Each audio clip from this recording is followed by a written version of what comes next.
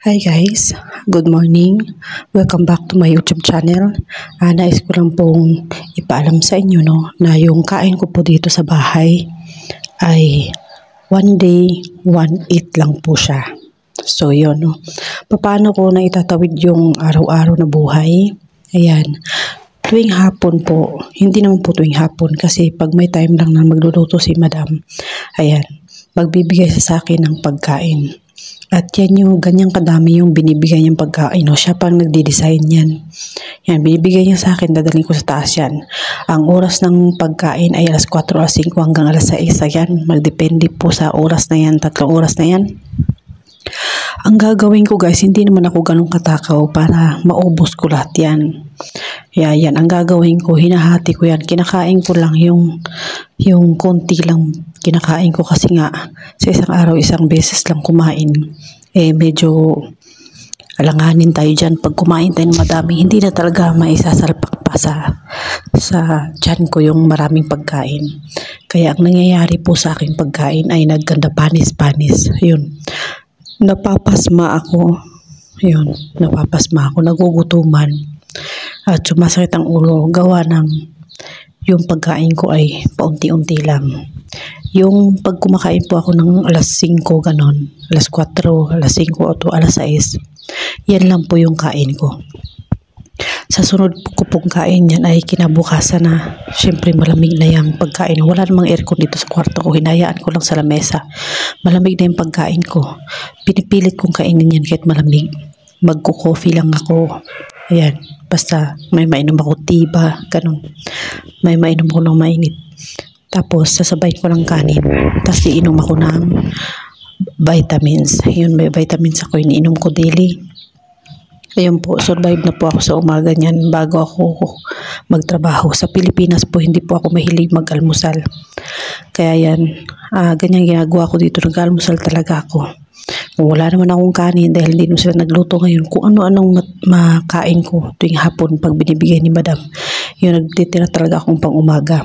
So pagdating ko ng tanghali guys, yun, ang ginagawa kong almusal sa umaga, syempre magkukuha ako ng tinapay doon sa baba para kunwari, yun yung aalmusalin ko, tinapay tsaka kape, pero hindi ko na yun kakainin.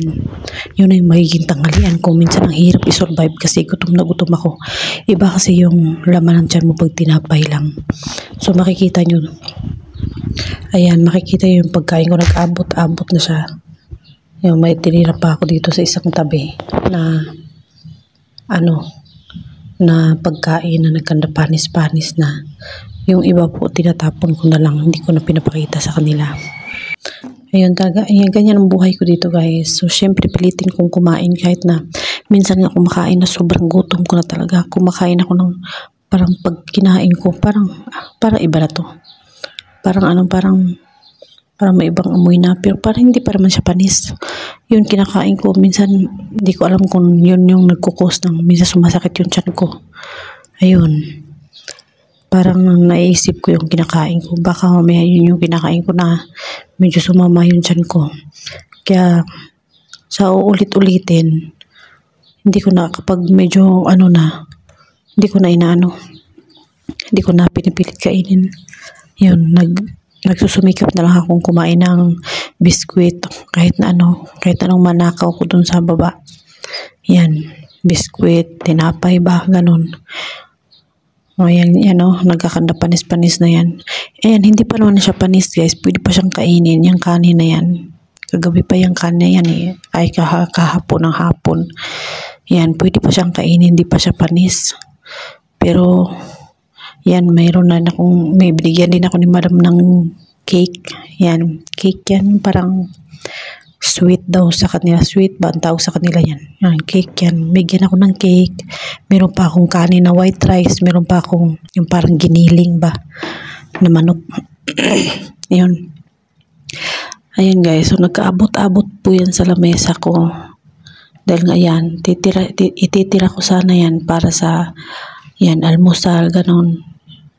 Titira ko sana. Parang yung ulam, parang kaya hindi ko na siya kakainin. Okay pa siya, pero hindi ko na siya kakainin. Yan, itatapon ko na yan. Maya itatapon ko na yan. So, yung bagong pagkain na binigay nila sa akin, yung biryani, yan na lang yung hahatiin ko para bukas. Yan, gagawin ko.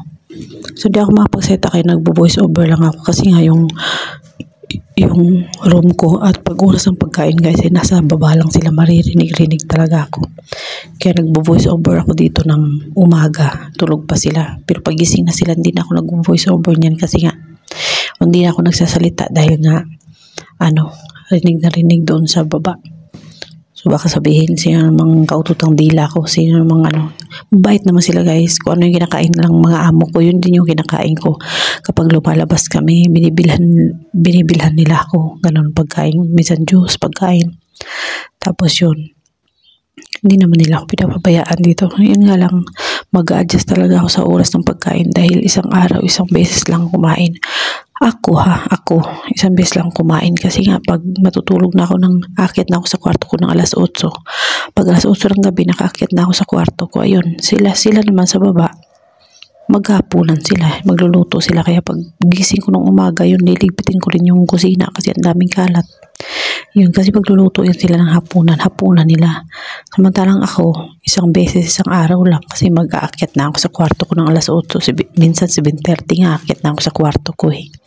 Ganun yung nangyayari. Kaya kung ano yung binibigay ni madam nung dating bago lang ako, sinasabi ko kunti lang madam kasi gusto ko yung kunti lang kasi nga kung ngayon yung binigay niya, ngayon lang din yung kakainin ko. Inaisip ko hayaan mo na kung marami siyang binigay sa akin kasi para mahati ko.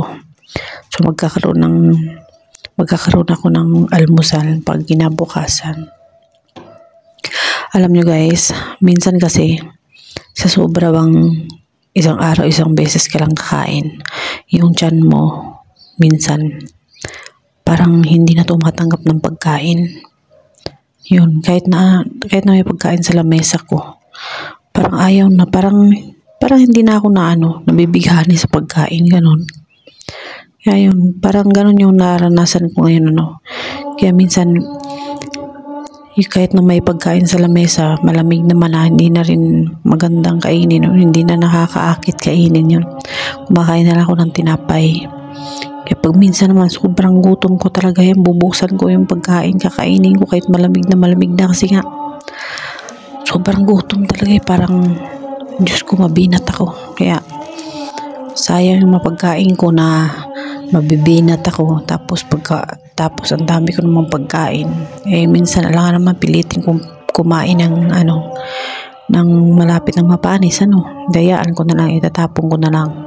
Pag pwede pa, yun sa gutom ko, talagang sisikapin kong kumain kahit na walang ganang lunukin.